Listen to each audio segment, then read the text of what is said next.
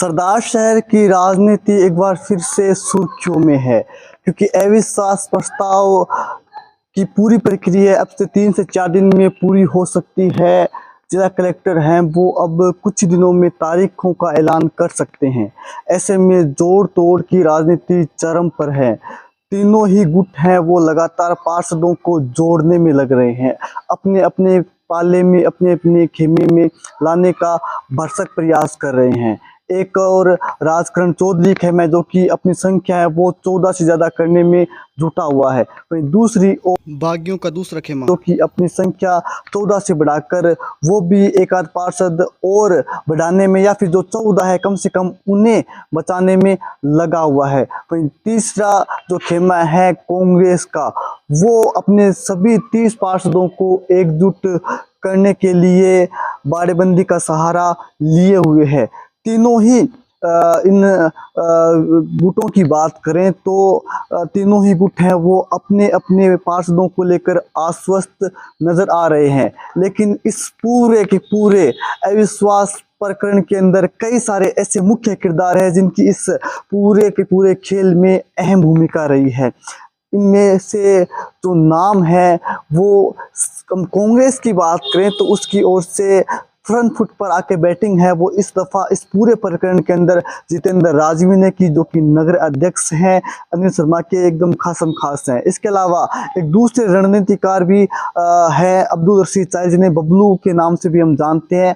वो हमेशा से ही सरदार शहर कांग्रेस की बात करें तो प्रमुख रणनीतिकार रहे हैं, चाहे दिवंगत विधायक आदरणीय भोला शर्मा हो या फिर वर्तमान में विधायक अनिल शर्मा हो। उनके सबसे अच्छे सिपे सलाहकारों में यदि गिनती होती है तो वो अब्दुल रशीद चायल की होती है। लेकिन इस बार सबसे ज्यादा यदि कोई एक्टिव कांग्रेस में नजर आ रहा है तो वो जितेंद्र राजवी नजर आ रहे हैं। दीवार प्रकरण के समय में भी वो लगातार एक्टिव थे। जिस प्रकार से अनिल शर्मा रात्रि के समय पहुंचे उस दिन भी जितेंद्र राजवी उनके साथ थे। उसके बाद जैसे जैसे वो घटनाक्रम आगे बढ़ा, जैसे जैसे दीवार प्रकरण आगे बढ़ा, पूरे घटनाक्रम में जितेंद्र राजवी है वो पूरे हाईलाइट रहे। लगातार वो प्रेस कॉन्फ्रेंस भी करते हुए नजर आए और अब वर्तमान में बाड़ेबंदी के अंदर भी उनकी अहम भूमिका है। यदि कांग्रेस इस अभियान में सफल हो जाती है, यदि राजकरण चौधरी को हटाने में कांग्रेस सफल हो जाती है तो इसका बड़ा श्रेय है वो जितेंद्र राजवी के जाएगा। जितेंद्र राजवी के रोली चंदन का तिलक है वो कांग्रेस लगाती हुई नजर आएगी, क्योंकि इस पूरे प्रकरण में जितेंद्र राजवी की कांग्रेस की ओर से काफी अहम भूमिका रही है। वहीं हम बात यदि करें राजकरण चौधरी खेमे की तो उसकी ओर से लगातार बैटिंग है वो जितेंद्र राजवी जहाँ कांग्रेस की ओर से कर रहे हैं, तो वहीं राजकरण चौधरी की ओर से मोर्चा है वो हंसराज सिद्ध ने संभाल रखा है। एक जमाने में दोनों काफी करीबी थे, दोनों के काफी दोस्ती की चर्चा होती थी, लेकिन एकांक इनके बीच दूरियां आ गई। और हम देखते हैं कि जब राजनीति में जब इस प्रकार से जब कद बढ़ता है तो निश्चित रूप से इस प्रकार से राजनीति वो बड़े बड़े रिश्तों को किनारे कर देती है, क्योंकि महत्वाकांक्षाएं काफी राजनीति में होती है। ऐसे में मुझे लगता है कि शायद महत्वाकांक्षा एक प्रमुख कारण हो सकता है कि इनके बीच में दूरियां आई। हम पिछले चुनाव से भी लगातार हम कहते आ रहे थे कि जितेंद्र राजवी और हंसराज सिद्ध के बीच सब कुछ ठीक नहीं है, लेकिन उस समय हमारी बातों को कोई गौर नहीं करता था, या फिर वो कहते थे कि आपके सूत्र ऐसा नहीं है। दोनों भी एक दूसरे को बातों को दोनों भी डिनाई करते थे, दोनों भी कहते थे कि नहीं आपकी ये बात गलत, हमारे बीच में ऐसा कुछ नहीं है, हम अच्छे मित्र हैं। लेकिन जैसे जैसे वक्त बढ़ा हमारी बात सत्य साबित हुई और आज दोनों में जबरदस्त दूरियां हैं। दोनों एक दूसरे को फूटी आंख नहीं सुहाते हैं, दोनों नजरें तक नहीं मिलाते हैं। तो एक और जहां राजकरण चौधरी की ओर से हंसराज सिद्ध ने मोर्चा संभाले हुए, तो वही दूसरी ओर कांग्रेस खेमे से लगातार अपनी जो टीम को मजबूत करने का काम जितेंद्र राजवी कर रहे हैं। हंसराज सिद्ध जो कि हैं वो भी सामाजिक कामों में भी लगातार बढ़ चढ़ कर हिस्सा लेते हैं, और यही खूबी जितेंद्र राजवी की है। दोनों ने ही छात्र राजनीति शुरुआत की, दोनों में कई सारी समानताएं हैं।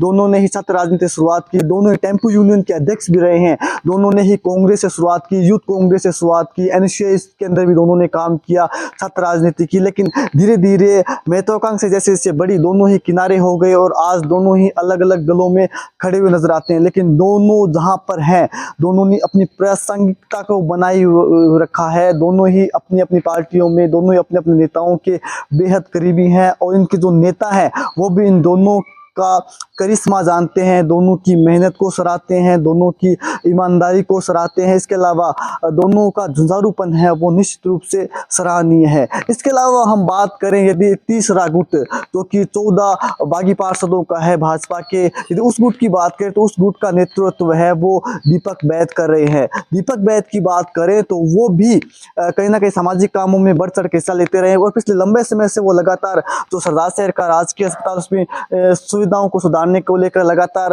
काम कर रहे हैं। हमने काफ़ी अच्छे से उनके कामों को देखा। निश्चित रूप से उन्होंने एक फाउंडेशन भी बना रखा है जिसका काम है सरदार शहर की व्यवस्थाओं को सुधार करना, और वो काफ़ी अच्छा काम उस क्षेत्र में कर रहे हैं। तो कहीं ना कहीं वो उस गुट का एक प्रकार से नेतृत्व हम नहीं कह सकते, क्योंकि उसमें कई सारे और बुजुर्ग पार्षद भी हैं, सीनियर पार्षद भी हैं, लेकिन कहीं ना कहीं वो फ्रंट फुट पर आके या फिर आगे चल करके वो पूरा एक मैनेजमेंट है वो एक प्रकार से दीपक बैद है वो करते हुए नजर आ रहे हैं।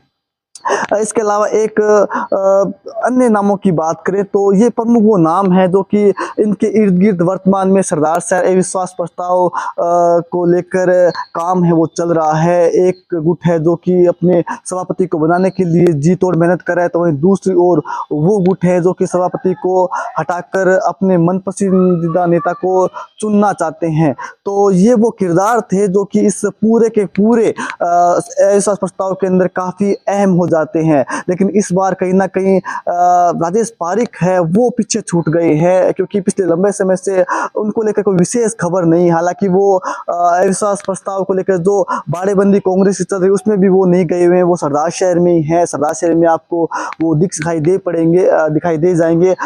वो उनके वार्ड की बात करें तो वार्ड के अंदर भी उनके लोग बहुत ज़्यादा संतुष्ट नज़र नहीं आते हैं। हम जहाँ तक सुनते हैं उनके बारे में तो वार्ड के लोग भी उनके काम को लेकर इस बार संतुष्ट है वो दिखाई नहीं पड़ रहे हैं। तो इस बार कहीं ना कहीं उनको अपने वार्ड में भी चुनौती का सामना करना पड़ सकता है। वहीं इसके अलावा हम कांग्रेस की बात करें तो कांग्रेस के अंदर कई सारे युवा चेहरा हैं वो अब तेजी से उभर कर सामने आ रहे हैं, तो जिनमें एक नाम जितेंद्र राजवी का भी है। इसके अलावा अब्दुल रशीद तायल तो हमेशा से ही कांग्रेस के बेहतरीन कार्यकर्ता, बेहतरीन नेता रहे हैं। उनके जैसे विद्वान कांग्रेस में बहुत कम है। जिस प्रकार से वो बोलते हैं, अपनी बात को रखते हैं, जिस प्रकार से वो कांग्रेस का बचाव करते हैं, निश्चित रूप से वो सराहनीय है। ऐसे बहुत कम नेता होते हैं जो अपनी पार्टी को इस प्रकार से डिफेंड करते हो, इस प्रकार से अपनी पार्टी का, अपने नेताओं का बचाव करते हो। वो शालीनता के साथ अपनी बात को कह जाते हैं और बड़ी बात को बहुत ही साधारण तरीके से कह जाते हैं। और सबसे ज़्यादा हमलावर यदि कोई रहते हैं तो शांतिपूर्ण तरीके से तर्कों के साथ हमला है वो राजकरण चौधरी पर अब्दुल रशीद तायल ही बोलते हैं। इसके अलावा यदि हम राजकरण चौधरी खेमे की बात करें तो यहाँ पर अंसरासिद के साथ साथ एक मजबूत सहारा है वो मदन ओझा के रूप में भी राजकरण चौधरी को मिल रहा है। वहीं हम दूसरे खेमे की बात बीजेपी के बागी पार्षदों की बात करें तो उनमें जो गंगाधर टाक है वो भी लगातार सक्रिय है। इसके अलावा राकेश टाक है वो भी सक्रिय है। तो ये कहीं ना कहीं दिलचस्प है कि आखिर ये युवा नेता है वो कौन से युवा नेता है वो अपने नेता को जिता पाते हैं, अपने गुट को जिता पाते हैं, ये देखना दिलचस्प होगा। लेकिन 2 दिन पूर्व अशोक पिंचा है जो कि पूर्व विधायक है, उन्होंने मुलाकात की है मंत्री अविनाश गहलोत से, जो कि चूरू जिले के प्रभारी मंत्री भी हैं, उनसे मुलाकात की है। उनके साथ कई सारे अन्य भाजपा के नेता हैं वो भी मौजूद थे। क्या बात हुई मुलाकात में ये तो शायद अशोक पिंचा और मंत्री ही बता सके, लेकिन ये मुलाकात भी काफ़ी अहम थी। इस मुलाकात में क्या बात निकल कर आई ये काफ़ी अहम है। इसके अलावा हम बात यदि करें तो सरदार शहर के एक और बड़े नेता की बात करें, भाजपा नेता की, तो राजकुमार रिंडवा भी कोई खुलकर इस पूरे प्रकरण में सामने नहीं आए हैं। उन्होंने भी पूरे प्रकरण पर चुप्पी साधे हुए हैं, वो वेट एंड वॉच की स्थिति में नजर आते हैं।